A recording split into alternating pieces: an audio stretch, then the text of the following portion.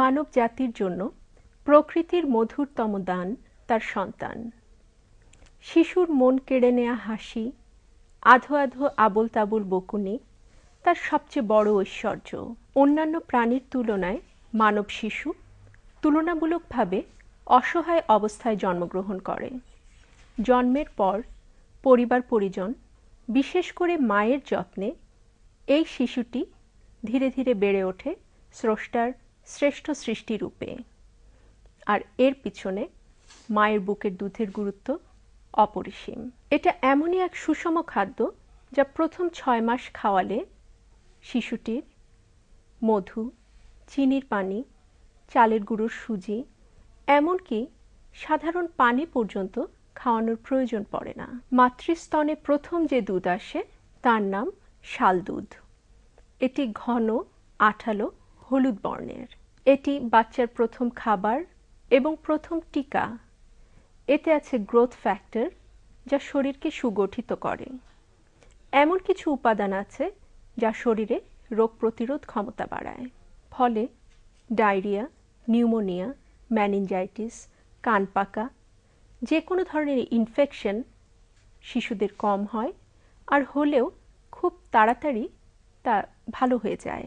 শাল দুধ অনেকটা জোলাপের মতো কাজ করে পেটকে পরিষ্কার করে, ফলে জন্ডিস কম হয়। ভিটামিন এ থাকার কারণে অন্ধত্ব দূর হয়। ক্যালসিয়াম শরীরের হাড় এবং মুখমণ্ডলের হাড়কে সুগঠিত করে। বুকের দুধ খাওয়ালে বাচ্চার মস্তিষ্কের গঠন ভালো হয় এবং আইকিউ 10 মাত্রা পর্যন্ত বেড়ে যায়। এবারে আসা যাক বুকের দুধ খাওয়ালে মায়ের কী কী উপকার হয় সেই বিষয়ে। জন্মের পরপর যারা বাচ্চাকে বুকের দুধ দেন তাদের গর্ভফুলটি তাড়াতাড়ি পড়ে যায়, ফলে রক্তপাত কম হয়, শরীরে রক্তশূন্যতা কম তৈরি হয়। যারা বুকের দুধ খাওয়াচ্ছেন তাদের জরায়ুটি তুলনামূলক তাড়াতাড়ি নিচের দিকে নেমে যেয়ে তার পূর্বের অবস্থানে ফেরত যায়। শিশুর জন্মের আধা ঘন্টার মধ্যে যারা বাচ্চাকে বুকের দুধ খাওয়ানো শুরু করেন তাদের সাধারণত পরবর্তীতে বুকের দুধ খাওয়াতে আর তেমন কোনো অসুবিধা হয় না এবং তারা অনেক দিন পর্যন্ত বাচ্চাকে বুকের দুধ খাওয়াতে পারেন। যারা বাচ্চাকে কেবলমাত্র বুকের দুধ খাওয়াচ্ছেন তাদের ক্ষেত্রে এই দুধ খাওয়ানোটাই জন্ম নিয়ন্ত্রণের কাজ করে 98% কেসে। তবে বাচ্চা যদি বুকের দুধের পাশাপাশি অন্য কোনো খাবার গ্রহণ করে কিংবা 6 মাসের আগে মায়ের যদি মাসিক ফেরত আসে, সে সকল ক্ষেত্রে এই পদ্ধতিটি তেমন কাজ করে না। সে সকল ক্ষেত্রে কন্ডোম, কপার টি, আইইউসিডি, ইনজেকশন এবং ক্ষেত্র বিশেষে স্থায়ী জন্ম নিয়ন্ত্রণ পদ্ধতি ব্যবহার করা যেতে পারে। সবচেয়ে বড় কথা হলো বুকের দুধ খাওয়াতে হলে মাকে দিনের বেশিরভাগ সময় বাচ্চার সাথে অবস্থান করতে হয়। ফলে মা এবং শিশুর মধ্যে একটি নিবিড় বন্ধন তৈরি হয়। বিকল্প দুধ এবং মায়ের বুকের দুধের মধ্যে একটি তুলনামূলক আলোচনা। বিকল্প দুধে সবসময় রোগ জীবাণু বহনের সম্ভাবনা থাকে।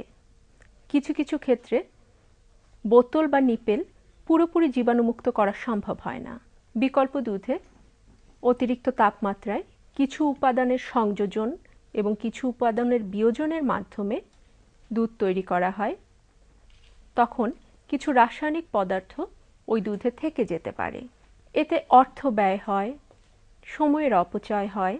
পরিসংখ্যানে দেখা গেছে যে সকল মায়েরা তার সন্তানদেরকে বিকল্প দুধ খাওয়ান তাদের ক্ষেত্রে ডায়রিয়ার ঝুঁকি 25% এবং শ্বসনতন্ত্রের ইনফেকশনের ঝুঁকি 4% বেশি থাকে। বিকল্প দুধের আয়রন 10% এবং মায়ের দুধের আয়রন 50% শোষিত হয়। বিকল্প দুধে ভিটামিন সি থাকে না, ক্যালসিয়ামের ঘাটতি থাকে বিকল্প দুধে, সে কারণে খিঁচুনি তৈরি হতে পারে। বিকল্প দুধে প্রচুর আমিষ থাকে। এই অতিরিক্ত আমিষ শরীর থেকে বের করে দিতে বাচ্চাকে অনেক পরিশ্রম করতে হয়। এতে বাচ্চার পেট ফেঁপে থাকে, হজম ব্যাহত হয়, কোষ্ঠকাঠিন্যে বাচ্চা কষ্ট পেতে পারে। বিকল্প দুধ বেশি খেলে শরীরে পানি জমে, এ কারণে বাচ্চাকে মোটাসোটা দেখা যায়। পক্ষান্তরে মায়ের বুকের দুধ এই সমস্ত ঝামেলা মুক্ত এবং নিরাপদ। আর অর্থ সাশ্রয়ের কথা যদি চিন্তা করি, একটি স্তন্যদায়ী মায়ের প্রতিদিন বাড়তি খাবারের প্রয়োজন হয় 500 ক্যালোরি। আর এই বাচ্চাটিকে যদি বিকল্প দুধ খাওয়ানো হয় তাহলে ওই পরিবারের প্রতি মাসের খরচ অনেক বেড়ে যায়। তাছাড়া বিকল্প দুধ তৈরি করতে প্রয়োজন পড়ে জ্বালানি এবং সঠিক নিয়মে তৈরি করার জ্ঞান। স্তন্যদায়ী মায়ের জন্য কিছু গুরুত্বপূর্ণ তথ্য। প্রসব পরবর্তী 30 থেকে 40 ঘন্টার মধ্যে বুকে প্রচুর দুধ আসে। বুকে দুধ আসা কখনোই স্তনের আকারের উপর নির্ভর করে না। এটি নির্ভর করে হরমোন প্রোল্যাকটিন এবং অক্সিটোসিনের উপর। এছাড়া মায়ের মানসিক অবস্থা এবং নিয়মিত বাচ্চাকে বুকে দেওয়াও বুকের দুধ আসার ক্ষেত্রে দায়ী। মায়ের স্তনের বোঁটা এবং বোতলের নিপেল সম্পূর্ণ ভিন্ন রকমের। এতে বাচ্চারা বিভ্রান্ত হয়।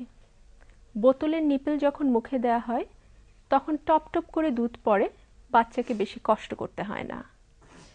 আর মায়ের বুক থেকে দুধ টেনে খেতে বাচ্চাকে কিছুটা কষ্ট করতে হয়। বাচ্চা যতবার খেতে চাইবে ততবার খেতে দিতে হবে, যতক্ষণ চায় ততক্ষণ দিতে হবে। দিনে 8 থেকে 12 বার পর্যন্ত বুকের দুধ খাওয়াতে হতে পারে। প্রসব পরবর্তী কিছুদিন বাচ্চাকে বুকের দুধ খাওয়ানোর সময় পেটে হালকা ব্যথা অনুভূত হতে পারে। অপর বুক থেকে দুধ ঝরতে পারে। মায়ের প্রচুর পিপাসা লাগতে পারে।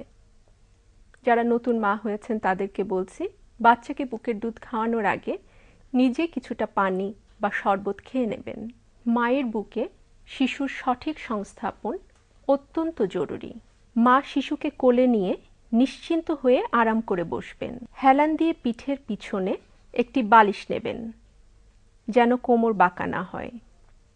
হাতের নিচে একটি বালিশ দেবেন। শুয়ে খাওয়াতে শিশুকে পুরোপুরি মায়ের দিকে ঘুরিয়ে যথাসম্ভব বুকের কাছে টেনে নিতে হবে, যেন শিশুর পেট মায়ের পেটে এবং শিশুর বুক মায়ের বুকে লেগে থাকে। শিশুর মাথা, ঘাড়, শরীর যেন এক সরল রেখায় থাকে। ঘাড় বাঁকা অবস্থায় শিশু আরাম করে খেতে পারে না। সিজারিয়ান মা যেভাবে আরাম পান সেভাবে বসে বা শুয়ে খাওয়াবেন। প্রয়োজনে সেলাইয়ের জায়গার উপরে বালিশ দিয়ে বা বসার অবস্থায় হাঁটুর ভাঁজের নিচে বালিশ দিয়ে আরামদায়ক পোশাক পরে বসবেন। বুকের বোঁটা শিশুর ওপরের ঠোঁটে কয়েকবার লাগাবেন। তাতে শিশু বড় হা করবে। বোঁটার চারদিকের কালো অংশে দুধ জমা থাকে। শুধু বোঁটা মুখে দিলে পেট ভরবে না এবং মাও বোঁটায় ব্যথা পাবেন। তাই বোঁটার চারপাশের কালো অংশ সহ মুখে দিতে হবে। ঘাড়ের নিচে হাত দিতে পারেন, তবে মাথায় নয়। মনে রাখবেন, শিশু দুধ টানে, তারপর পান করে, অতঃপর নিঃশ্বাস প্রশ্বাস নেওয়ার জন্য থামে। তাই অনেক মা শিশুটি কিছু সময় চুপ করে থাকলে মনে করেন পেট ভরে গেছে, তাই বুক ছাড়িয়ে নেন। এটি ঠিক নয়। জোর করে স্তন ছাড়াতে নেই। যদি মাঝে উঠতে হয় তবে আঙুল ঠোঁটের পাশ দিয়ে ঢুকিয়ে দিলে শিশু ধীরে ধীরে ছেড়ে দেবে। শিশুর দুধ খাবার শব্দ অনেক সময় বাইরে থেকে শোনা যায়। শিশু দুধ খাওয়ানোর পর পরিতৃপ্ত থাকবে এবং কান্নাকাটি করবে না। তাড়াহুড়ো করে খাওয়াতে চাইবেন না, এতে হরমোন কাজ করতে পারে না। প্রয়োজনে বাটি চামচে খাওয়ানো যেতে পারে। স্তন্যদায়ী মায়ের পুষ্টি। বাংলাদেশি মায়েদের প্রতিদিন 2000 থেকে 2200 ক্যালোরি শক্তির প্রয়োজন হয়, আর স্তন্যদায়ী মায়েদের এক্ষেত্রে 700 ক্যালোরি শক্তি বেশি প্রয়োজন পড়ে, যার মধ্যে 500 ক্যালোরি শক্তি মায়েরা খাবার থেকে গ্রহণ করে এবং 200 ক্যালোরি আসে শরীরে জমা চর্বি থেকে। আসুন এই বাড়তি 500 ক্যালোরি কিভাবে মায়েরা গ্রহণ করতে পারে সেই দিকে।